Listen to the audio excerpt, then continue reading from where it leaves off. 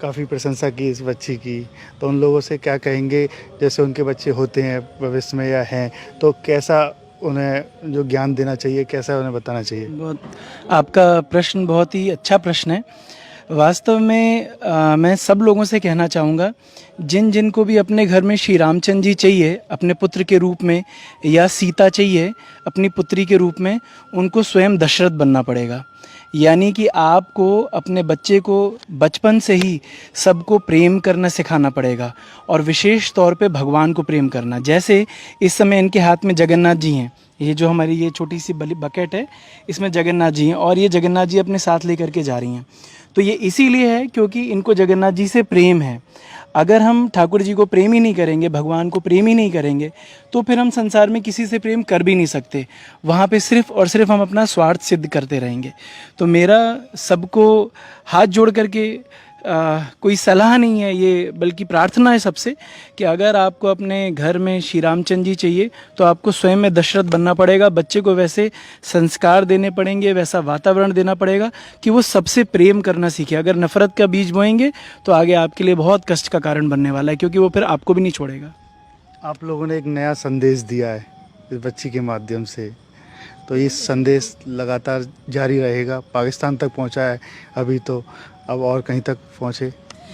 तो हम तो आशा करते हैं कि ये जो प्रेम का संदेश है ये संसार के कोने कोने में जाए, जिससे कि जो लोग भी गलत लोग हैं, जो इस समय प्रेम नहीं करना सिखा रहे, वो लोग बीच से मार्ग से हट जाएं, और बाकी लोग जो हैं जो प्रेम करना सीखना चाहते हैं वो प्रेम करना सीखें। और जो लोग अभी भी प्रेम करना सीख रहे हैं, धीरे धीरे वो भी इस पद्धति में आएँ कि वो भी अपने बच्चे को और स्वयं प्रेम करना सीख सके और सिखा सके। ये बहुत आवश्यक है। संसार में प्रेम की ही कमी है, बाकी सब इस संसार में भरा पड़ा है, सिर्फ और सिर्फ प्रेम की कमी है। लेकिन वो एक प्रेम सिर्फ और सिर्फ स्वार्थ से ख़त्म हो जाता है। स्वार्थ, अगर हमारे अंदर ये दोष भरा रहेगा स्वार्थ का, तो फिर हम प्रेम नहीं कर पाएंगे। तो इसीलिए हमें स्वार्थ को छोड़ना है और प्रेम को स्वीकार करना है। आपने प्रेम की बात करी, तो आपकी जो बच्ची है तो ये किस तरीके से इनको प्रेम करती है, कौन बात करके बताए? अब वैदेही स्वयं इसको बताएंगे। वैदेही कौन है ये? जगन्नाथ जी। तो ये जानती है और जगन्नाथ जी के बगल में कौन है? सुब्बा। सुब्बा मतलब सुभद्रा रानी। और सुब्बा के बगल में कौन है? बलदेव। बलदेव। और जगन्नाथ जी के राइट में कौन है? सुदर्शन जी। तो ये हमारे पास कलयुग में भगवान श्री कृष्ण जगन्नाथ जी के रूप में ही जगन्नाथपुरी में अवतरित हुए, और बहुत बहुत महिमा है जगन्नाथ जी की।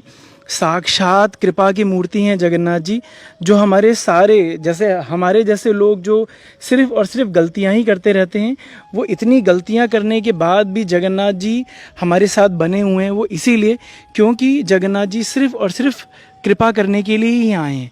तो इसीलिए हम लोग अपनी छोटी बच्ची को ये सिखा रहे हैं कि वो ठाकुर जी से प्रेम कर सके। लाओ दे दो। ये मांग रही हैं ऐसे। तो इसीलिए हम इसको ये सिखा रहे हैं कि वो ठाकुर जी से प्रेम करे, जगन्नाथ जी को अपने साथ में रखे, और अभी से ही इसका अगर जगन्नाथ जी से भगवान से प्रेम का कनेक्शन बन जाएगा तो ये आजीवन बना रहेगा। और इसको ये शिक्षा कोई भी इस समय कोई स्कूल नहीं देने वाला। जो ये आजकल के बाकी स्कूल इस समय सिर्फ पैसा कमाने की शिक्षा दे रहे हैं, ये शिक्षा कोई नहीं दे पाएगा कि भगवान से प्रेम करके कैसे हमें इस 84 लाख योनियों से और इस जन्म मृत्यु के चक्कर से मुक्त होना है। ये भी हमारे लिए बहुत इंपॉर्टेंट है। अब इतने दिनों में कुछ कोई श्लोक ने याद कराया हो या कुछ याद हो जो पिछली वीडियो में नहीं बताया हो, इनसे बात करके हमें बता। ऐसे बहुत सारे हैं। वैदेही नारायणम नरम चैव देवेम सरल ततो जयम नष्ट प्रायेषु नित्यम भागवत भगवते उत्तमम भक्तिर्भवति मूकं करोति पंगुम लंगायते यत् कृपा श्री गुरुन् परमानंद